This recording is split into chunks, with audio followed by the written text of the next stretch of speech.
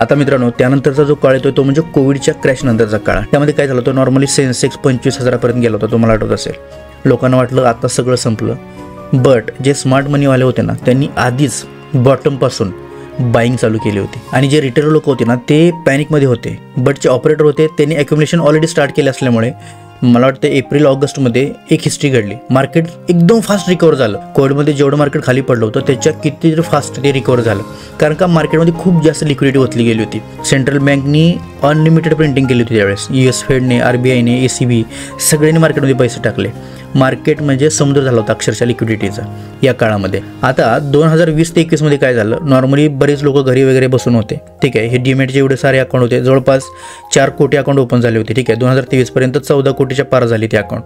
ठीक आहे, मग परत यूट्यूबवरती परत चालू झालं option buying, intraday in 5 minutes नाही का, 100% स्ट्रॅटेजी, हे सगळं चालू झालं.